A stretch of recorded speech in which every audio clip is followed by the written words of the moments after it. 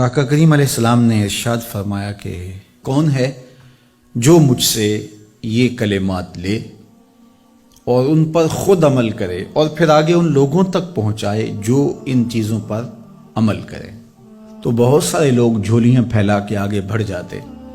لیکن علم کے لیے جو حرص حضرت ابو ہریرہ کے سینے میں تھی اس وجہ سے انہوں نے پہل کی اور آگے بڑھ کے عرض کی، حضور یہ خیرات میری جھولی میں ڈال دیجئے، میں خود بھی عمل کروں گا اور ایسے لوگوں تک پہنچاؤں گا بھی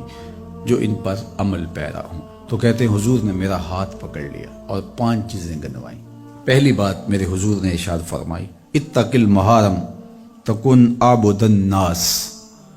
اللہ کی حرام کردہ چیزوں سے بچ جاؤ، تم لوگوں میں سب سے بڑے عبادت گزار بن جاؤ گے۔ نیکی کرنا بہت اہم ہے، لیکن یہاں جو تعلیم دی گئی وہ گناہ سے بچنے کی ہے۔ ایک شخص رات کو 100 نفل پڑھ لیتا ہے، لیکن صبح اٹھ کے کسی کا حق غصب کرتا ہے، کسی کو گالی دیتا ہے، جھوٹ بولتا ہے، کم تولتا ہے، کم ناپتا ہے، اللہ کے احکام کو توڑتا ہے، اور دوسرا شخص ساری رات عشاء کی نماز کے بعد سویا رہا اور دن کو فجر کے بعد اس نے جھوٹ نہیں بولا، کسی کو تنگ نہیں کیا، اللہ کی مخلوق کو ضرر نہیں پہنچایا، تو شریعت ایسے شخص کو پسند کرتی ہے جو اللہ کی حرام کردہ چیزوں سے بچ جائے۔ نیکی کی توفیق مل جائے،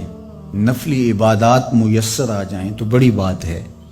لیکن اس سے بڑی بات یہ ہے کہ اللہ کی حرام کردہ چیزوں سے بچا جائے۔ دوسری بات ارشاد کی، وَرْضَ بِمَا قَسَمَ اللَّهُ لَكَ تَكُنْ أَغْنَى النَّاسِ، اللہ کی تقسیم پہ راضی ہو جا، لوگوں میں سب سے بڑا غنی تو ہوگا۔ دولت کی کثرت سے بندہ غنی نہیں بنتا، کتنے دولت مند ہیں، نفس کی کمینگی ہی ختم نہیں ہوتی۔ تو غنی اس وقت بندہ بنے گا جب اللہ کی تقسیم پہ راضی ہو گیا، اللہ نے جس حالت پہ رکھا اس حالت پہ خوش ہے کہ میرے مالک نے مجھے جو دے دیا یہ میرے لیے اس نے مناسب جانا، تو بس میں اس پہ راضی ہوں، میں اس پہ خوش ہوں۔ اور اگر انسان یہ نہیں چاہتا اور نہیں کرتا تو جہاں بھی ہوگا وہ مطمئن نہیں ہوگا۔ پھر ارشاد فرمایا، وَأَحْسِنْ إِلَى جَارِكَ تَكُنْ مُؤْمِنًا، اپنے ہمسائے کے ساتھ سلوک اچھا کر تو کامل مومن ہو جائے گا۔ جو آپ کا ہم سایہ ہے تو آپ کا سایہ شفقت کا اس پر پڑنا چاہیے۔ آپ کا ہم سایہ آپ کی طرف سے سخت دھوپ میں اذیت گوارا نہ کرے، بلکہ آپ کے ہم سائے کے آپ ہم سائے ہی قرار پائیں، تو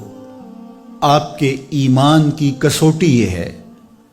آپ کے مومن ہونے کا معیار یہ قرار دیا گیا کہ آپ اپنے ہمسایوں کے ساتھ کیسے ہو۔ چوتھی چیز،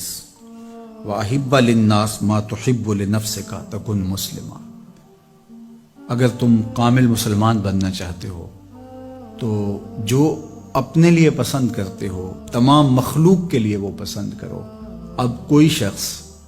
یہ مزاج اپنی طبع میں راسخ کر لے